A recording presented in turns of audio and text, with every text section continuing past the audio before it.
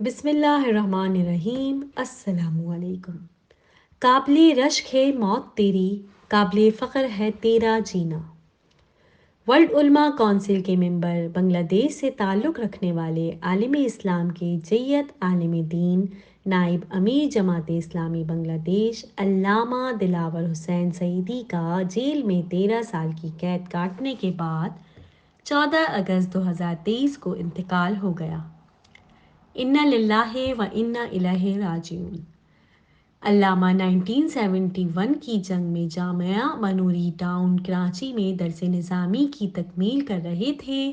انہوں نے جماعت اسلامی میں شمولیت 1979 میں اختیار کی۔ ان پر جماعت اسلامی بنگلہ دیش کے دیگر قائدین کی طرح پاکستان سے وفاداری نبھانے کا مقدمہ بنایا گیا تھا۔ ان کو 2011 میں کینگرو کورٹس نے موت کی سزا سنائی، لیکن بین الاقوامی علماء فورم اور پورا بنگلہ دیش سراپا احتجاج بن گیا تو سزائے موت کو عمر قید میں تبدیل کیا گیا۔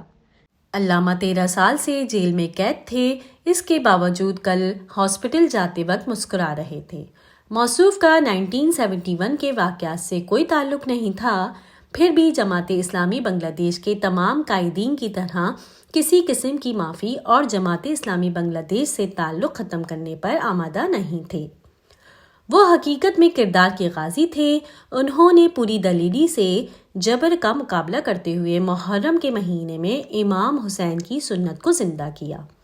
علامہ کو 1971 یا پاکستان سے محبت کا جرم تو صرف بہانہ تھی۔ دراصل 2008 کے ایک دوسرے سروے کے مطابق جماعت اسلامی کی حمایت بنگلہ دیش میں بہت تیزی سے بڑھ رہی تھی۔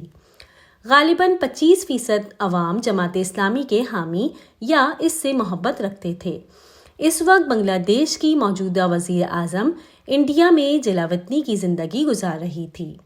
بھارتی وزیر اعظم منموہن سنگھ نے جماعت اسلامی کی بڑھتی ہوئی مقبولیت کو خطے کی بین الاقوامی سیاست کے لیے خطرہ سمجھتے ہوئے آئندہ آنے والی حکومت کے لیے عوامی لیگ کو مکمل طور پر سپورٹ کرنے کا ارادہ کر لیا۔ لہٰذا ملک بھر دنگے فساد شروع ہوئے، یہاں تک کہ بم دھماکے تک ہوئے۔ ایسے ماحول میں الیکشن منعقد ہوتے ہوئے عوامی لیگ کو جتوایا گیا۔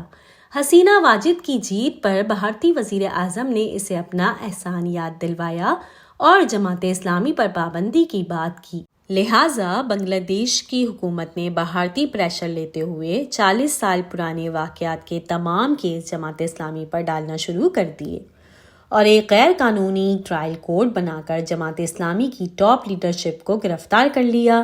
جماعت اسلامی کے منظم تنظیمی سیٹ اپ کو دیکھتے ہوئے اس کی دوسرے درجے کی قیادت کو بھی گرفتار کر لیا گیا۔ جماعت اسلامی پھر بھی اسی قوت کے ساتھ میدان میں موجود تھی، لہٰذا فیصلہ کیا گیا کہ ہر سطح کے ذمہ داران کو گرفتار کر لیا جائے، یہاں تک کہ خواتین کے تحت چلنے والی غیر سیاسی سرگرمیاں جیسے درس قرآن کی محفلیں منعقد کرنے پر خواتین رہنماؤں کو بھی گرفتار کیا گیا۔ اس کے بعد بھارت کی طرف سے ایک اور لسٹ آئی کہ جماعت اسلامی نے بنگلہ دیش میں غیر سودی بینک کھول رکھا ہے، اسے فوراً بند کیا جائے۔ یہ بینک ایک منافع بخش ادارہ تھا اور ملکی ترقی کا اہم حصہ بھی۔ فیصلہ ہوا کہ اس بینک سے جماعت اسلامی کے لوگوں کو نکال کر اپنا عملہ بٹھا دیا جائے۔ جماعت اسلامی کے 1 ارب پتی ممبر نے ایک ٹی وی چینل بھی کھول رکھا تھا جس سے جماعت اسلامی کی سرگرمیاں اور دعوت بھی گاہے بگاہے آتی رہتی تھیں، لہٰذا اس چینل کو بھی بند کر دیا گیا اور اس کے آنر کو بھی گرفتار کر لیا گیا۔ ارب پتی ممبر نے ساری دولت جاتے ہوئے دیکھ کر بھی جماعت اسلامی نہ چھوڑی اور قید کی زندگی گزارنے پر آمادہ ہو گئے۔ اگلا ہدف بنگلہ دیش کی حکومت کا سابق امیر جماعت اسلامی پروفیسر غلام اعظم کی گرفتاری کا تھا، جو کہ بزرگی کے باعث جماعت اسلامی کی سرگرمیوں سے دور تھے اور ان کا بیٹا اس وقت بنگلہ دیش کا سب سے سینئر فوج میں جنرل تھا اور متوقع اگلا چیف آف آرمی بھی، لہٰذا فوج کی مدد سے ان کے بیٹے کو غائب کر دیا گیا۔ اربوں کی تنظیمی پراپرٹی رکھنے والی جماعت اسلامی کا سابق امیر ایک معمولی مکان سے گرفتاری دینے پر تیار ہوا اور کسی بھی قسم کا معتبانہ لہجہ اختیار کرنے سے گریز کیا کہ وہ کہہ سکتے تھے کہ میرا تو اب جماعت اسلامی سے کوئی تعلق نہیں اور میں بہت بزرگ ہوں، کیونکہ ہو سکتا تھا کارکنان جماعت اسلامی کہیں یہ سمجھتے کہ ان کا سابق امیر ڈر گیا اور بزدلانہ رویہ اختیار کر رہا ہے۔ اس سے نچلی سطح کا کارکن بھی روز روز کی گرفتاری اور شہادتوں کے باعث جماعت اسلامی چھوڑ سکتا تھا۔ پروفیسر غلام اعظم نے گرفتاری دے دی۔ ان کو ان کے محلے والے پولیس وین تک چھوڑنے آئے۔ یہ ایک رکت آمیز منظر تھے۔ ان کا بھی جنازہ جیل سے ہی اٹھا۔ یہ تمام لوگ امریکہ اور برطانیہ میں مضبوط جماعت اسلامی کا سیٹ اپ ہونے کے باعث صرف ایک رات میں وہاں جا کر سیٹ ہو سکتے تھے۔ خاص کر پروفیسر غلام اعظم کئی سال تک اسٹیٹ لیس تھے اور اسٹیٹ لیس کسی بھی ملک کی شہریت لے سکتا ہے، جبکہ وہ برطانیہ میں جلا وطن تھے جہاں ان کو صرف ایک درخواست پر برطانیہ کی شہریت مل سکتی تھی۔ ان تمام لوگوں نے طے کیا ہوا تھا کہ وہ پوری مرکزی شورا کی گرفتاری کے باعث جھکنے کی پالیسی اختیار نہیں کی جائے گی، لہٰذا ایک سال کے ظلم کے باوجود جماعت اسلامی کی سرگرمیاں پہلے سے زیادہ بڑھنے لگیں، یہاں تک کہ نوجوانوں میں کافی مقبول ہونے لگی۔ خاص کر ملک کا پڑھا لکھا طبقہ جماعت اسلامی سے مزید متاثر ہوا۔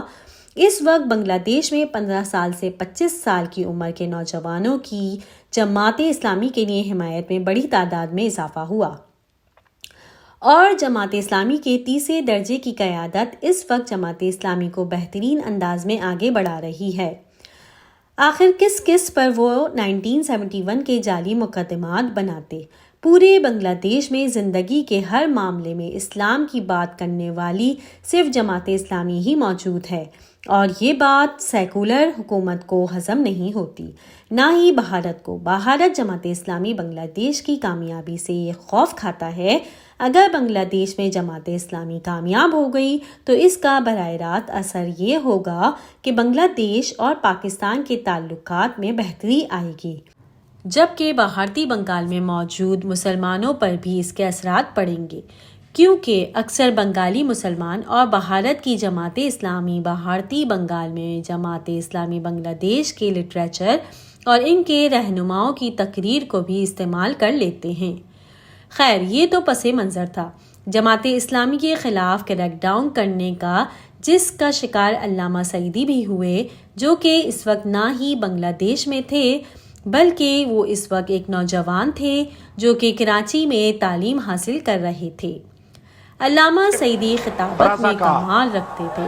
ان کا شمار بڑے صغیر کے بڑے خطیبوں میں ہوتا۔ سیرت کے جلسوں میں لاکھوں سامعین انہیں سننے آتے تھے۔ وہ 1996 سے 2008 تک 3 مرتبہ جیت کر بنگلہ دیش کی پارلیمنٹ کے رکن بھی رہے۔ علامہ سعیدی امام ابو حنیفہ کے عاشق تھے اور انہی کی طرح ان کا جنازہ بھی پوری شان سے جیل سے نکلا۔ بنگلہ دیش کی حکومت پر ان کی رہائی کے لیے بنگلہ دیش کی عوام، سعودی عرب اور قطر کے علماء کا بھی پریشر تھا۔ وہ صرف جماعت اسلامی کے ہی نہیں بلکہ ورلڈ علماء کونسل کے بھی ممبر تھے۔ ان کے شاگردوں کی تعداد بھی ہزاروں میں ہے جو دنیا بھر میں دعوت و تبلیغ میں مصروف ہیں۔ ان کے جنازے میں وار کرائم کے سب سے اہم گواہ ایک ہندو شوق راجن بالی بھی شریک ہوئے، جس کو بنگلہ دیش کی حکومت نے جھوٹا چیف وٹنس بنایا ہوا تھا، جس کو عدالت میں گواہی دینی تھی کہ علامہ سعیدی نے ان کے سامنے ایک لڑکی کی عزت داغدار کی ہے۔ بالی پہلے تو پیسے اور دھوس دھمکی کے باعث راضی ہو گیا تھا، پر عین عدالت میں گواہی کے آخری دن گواہی دینے سے منع کر دیا۔ اس کا کہنا تھا کہ وہ 10 دن سے سو نہیں سکا اور عجیب سی اس کی حالت ہو گئی ہے، جیسے کوئی اس کو پکڑ کر دبا رہا ہو۔ عوامی لیگ کے غنڈوں نے پہلے اسے ڈرایا دھمکایا، پھر پیسے کی بھی لالچ دی، پر اس نے انکار کر دیا اور کہا کہ میری حالت پر رحم کھاؤ۔ لہٰذا وہ آج نماز جنازہ کے موقع پر اس شخص کی میت کو دیکھنے آیا تھا کہ وہ کیسا ولی اللہ ہے جس کے خلاف وہ جھوٹی گواہی دینے چلا تھا۔ তার বিরুদ্ধে সাক্ষী দেননি, আমি সাইদির আমি সাক্ষী দিই নাই আর কি। আমি আজ সকাল 10টায় ہم برطانیہ میں رہنے والوں کو بھی ان سے بڑی عقیدت تھی۔ اور برطانیہ میں رہنے والی بنگالی کمیونٹی بھی اس وقت شدید صدمے سے دوچار ہے، کیونکہ اپنی قید سے قبل بنگلہ دیش کے مسلمانوں کی یہ خواہش ہوتی کہ علامہ دلاور سعیدی برطانیہ میں مستقل آیا کریں اور یہاں موجود مسلمانوں کو لایا عمل دیا کریں کہ وہ کیسے برطانیہ میں رہتے ہوئے خود بھی دین پر عمل کریں اور اسلام کی دعوت کو اپنی نئی نسل تک کیسے پہنچائیں۔ وہ اپنی مصروفیات کی باعث بہت کم ہی برطانیہ آئے، پر جب آئے بنگالی مسلم کمیونٹی کے لیے وہ دن کسی ایونٹ سے کم نہیں رہا، اور وہ دن برطانیہ کی سب سے بڑی مسجد ایونٹ لندن موکس میں ایک رونق کا سماں باندھ دیتی تھی، اور ان کی ہدایت پر کئی ایک پروجیکٹ بھی برطانیہ میں کام کر رہے تھے، جن میں خاص کر نوجوانوں تک دعوت دین اور ان کی تربیت کے پروگرامات شامل تھے۔ اللہ رب العالمین جرت اور دلیری کی اس پہاڑ کی شہادت قبول کرے، ان کی تمام نیکیاں قبول کرے، ان کی بہترین مہمان نوازی کرے اور جنت کے باغوں میں سے ایک باغ بنائے، نامہ اعمال دائیں ہاتھ میں عطا فرمائے، میزان میں نیکیوں کو بھاری کرے، پل صراط پر سفر آسان کرے، نبی صلی اللہ علیہ وآلہ وسلم کی شفاعت عطا فرمائے، جنت الفردوس عطا فرمائے، اور ہم سب کو ایسی ایمانی جرت اور دلیری عطا فرمائے، آمین۔ چھپ گیا مہتاب میرا وادی بنگال میں، وہ جگہ مقصود تھی مطلوب تھی تیرے لیے، اے گوہر تابندہ اے انجم صبح و ابد، میری آنکھیں منتظر ہیں تابد تیرے لیے، تو تمنا اپنی دل میں پوری کر کے چل دیا، راز وہ مجھ کو بتا میں کیا کروں تیرے لیے، روز محشر کو ملوں میں تجھ سے ہے میری دعا، کاش وہ میرے عمل سے ہو دعا تیرے لیے، اپنے آبا کے لیے اعزاز تھا تو خود سعیدی، مدتوں سے رقم تھی داستاں تیرے لیے، جانتا ہوں ہے جدائی عارضی لیکن مجھے